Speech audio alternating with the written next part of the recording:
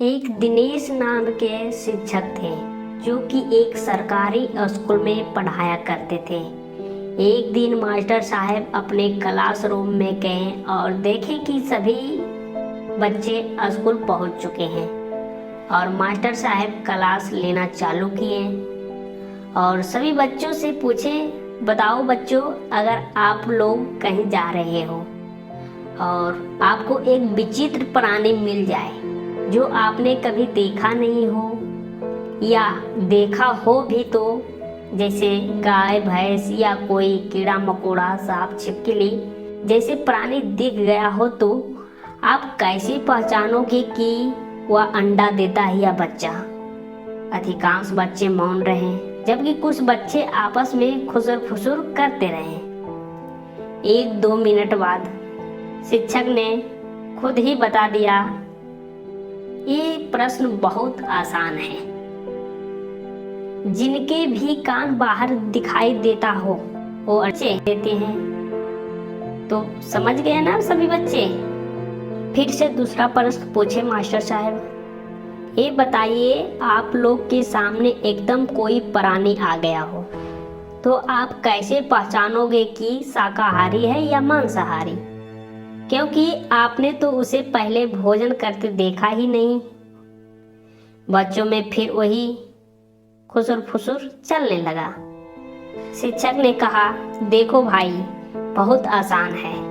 जिन जीवों की आंखों की बाहर की यानी ऊपरी संरचना गोल होती है वे सब के सब मांसाहारी होते हैं, जैसे कुत्ता, बिल्ली, बाज, चिड़िया, शेर, भेड़िया, चील या अन्य कोई भी आपके आसपास का जीव जंतु जिसकी आंखें गोल है वह मांसाहारी ही होगा। ठीक उसी तरह जिसकी आंखों की बाहरी संरचना लंबाई लिए हुए होती है वे सब के सब शाकाहारी होते हैं, जैसे हिरन, गाय, हाथी, बैल, भैंस, बकरी इत्यादि। इनकी आंखें बाहर की बनावट में लंबाई लिए होते हैं। फिर शिक्षक ने बच्चों से पूछा, बच्चों, अब ये बताओ कि मनुष्य की आंखें गोल है या लंबाई वाली। इस बार सब बच्चे ने कहा कि मनुष्य की आंखें लंबाई वाली होती है। इस बात पर शिक्षक ने फिर बच्चों से पूछा कि यह बताओ, इस हिसाब से मनुष्य शाकाहारी जीव हुए या मांसाहारी। सबके सब बच्चे का उत्तर आया, शाकाहारी।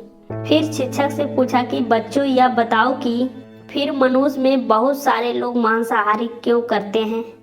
तो उस बार बच्चों ने बहुत ही गंभीर उत्तर दिया। वह उत्तर था कि अनजाने या मूर्खता के कारण। फिर से शिक्षक ने बच्चों को दूसरी बात यह बताई कि जिन भी जीवों की नाखून तीखे नुकीले होते हैं वे सब के सब मांसाहारी होते हैं, जैसे शेर, बिल्ली, कुत्ता, बाज, गीद या अन्य कोई तीखे नुकीले नाखून वाला जीव। और जिन जीवों के नाखून चौड़े चपटे होते हैं वे सब के सब शाकाहारी होते हैं, जैसे मनुष्य, गाय, घोड़ा, गधा, बैल, हाथी, ऊंट, हिरन, बकरी इत्यादि। तो इस हिसाब से भी अब ये बताओ बच्चों कि मनुष्य के नाखून तीखे नुकीले होते हैं या चौड़ी या चपटे। सभी बच्चे ने कहा कि चौड़े चपटे। फिर शिक्षक ने पूछा कि अब ये बताओ, इस हिसाब से मनुष्य कौन सी जीवों की श्रेणी में हुआ। सबके सब बच्चों ने एक सुर से कहा कि शाकाहारी। फिर शिक्षक ने बच्चों से तीसरी बात यह बताई कि जिन भी जीवों अथवा पशु प्राणी को पसीना आता है वे सब के सब शाकाहारी होते हैं, जैसे घोड़ा, बैल, गाय, भैंस, खच्चर इत्यादि अनेकों प्राणी।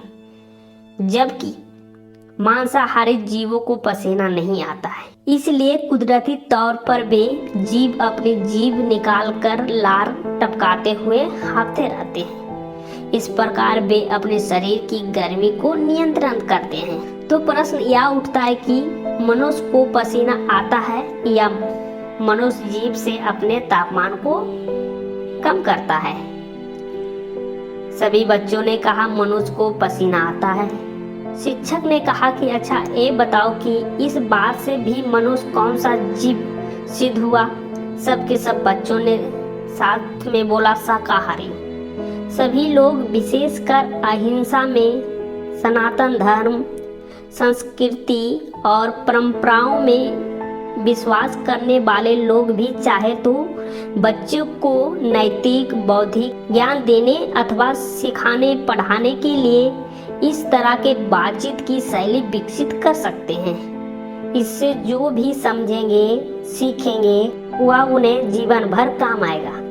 याद रहे, पढ़ते वक्त बोर भी नहीं होंगे। बच्चे अगर बड़े हो जाएं तो उनको यह भी बताएं कि कैसे शाकाहारी मनुष्य जानकारी के अभाव में मांसाहार का उपयोग करता है और कहता है कि जब अन्न नहीं उपजाया जाता था तब मनुष्य मांसाहार का सेवन करते थे, जो सरासर गलत है। तब मनुष्य कंद मूल एवं फलों पर जीवित रहते थे, जो सही है एवं उसके संरचना और स्वभाव से मेल भी खाता है।